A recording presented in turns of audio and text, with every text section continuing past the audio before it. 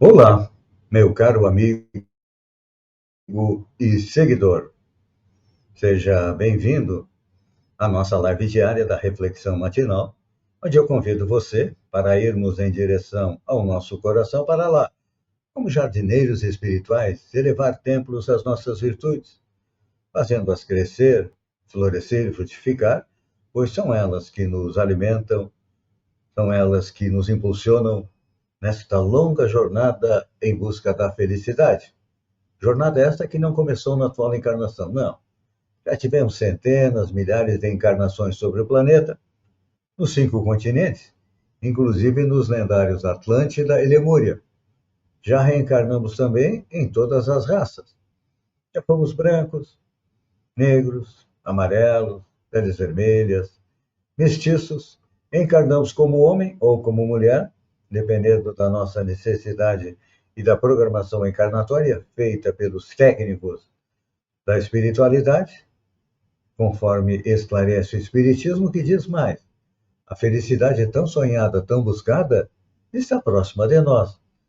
Só que tem uma condição: para colocá-la dentro do nosso coração, precisamos arrancar de lá a erva daninha dos vícios e defeitos. É um trabalho longo, não é fácil, muito difícil, mas com a ajuda de uma passagem evangélica, todo dia nós podemos dar um passo. E hoje é da Epístola de Pedro, a segunda Epístola de Pedro, onde o apóstolo diz o seguinte: e a ciência, temperança, e a temperança, paciência, e a paciência, piedade.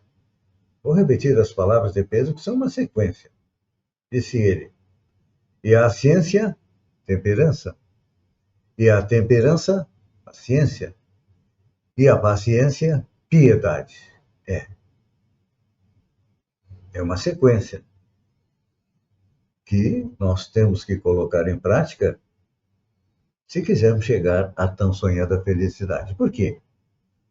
Porque aprender sempre, instruir-nos, abrilhantar o pensamento, burilar a palavra, analisar a verdade e procurá-la, são atitudes que efetivamente não podemos prescindir se aspiramos à obtenção do conhecimento elevado. Entretanto, milhões de talentosos obreiros da evolução terrestre, nos séculos que se foram, esposaram a cultura intelectual em sentido único e fomentaram opressões que culminaram em pavorosas guerras de extermínio. E essa cultura intelectual, nos dias de hoje, também continua fomentando guerras. Por que isso acontece? Porque somos incapazes de controlar nossos apetites e paixões e desviamos-nos para a corrida ao poder, encharcando a terra com sangue e pranto de quantos lhe foram vítimas das ambições desregradas. Milhões de mortes em função da guerra, da luta pelo poder, do homem tentar ser superior ao próprio homem. Mas é importante a gente compreender que toda a grandeza da inteligência, ela exige moderação, exige também equilíbrio para não transbordar em devassidão e loucura. Ainda assim, a temperança e a paciência por si só não chegam para enaltecer o lustre do cérebro, não. A própria diplomacia, aliás, sempre venerável e hoje em dia esquecida, embora resida no cimo da suavidade e da tolerância, pelos gestos de sobriedade e cortesia com que se manifesta, em muitos casos não é senão a arte de contemporizar com o rancor existente entre as nações, segurando calma o estopim do ódio e da belicosidade para respectiva explosão, na época que julga oportuna e calamitosas conflagrações.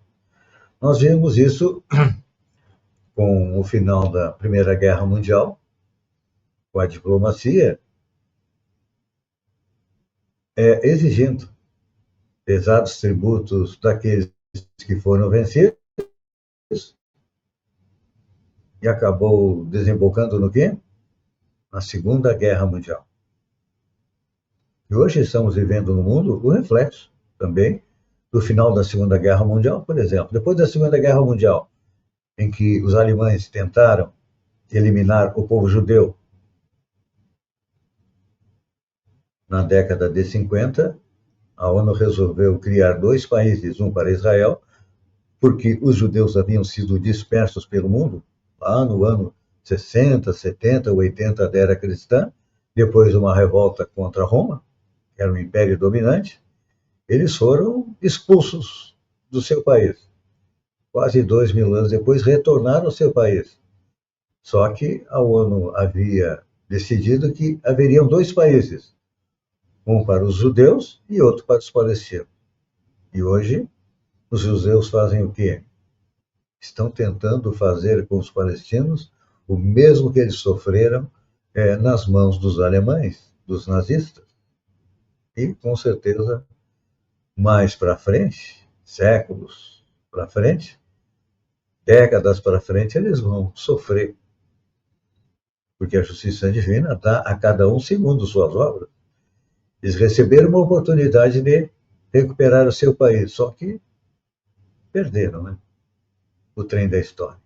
E é claro que a justiça divina, no devido tempo, vai cobrar deles o reajuste perante ela. Então, só que a partir do momento em que nós colocarmos o Evangelho na nossa vida, na vida dos povos,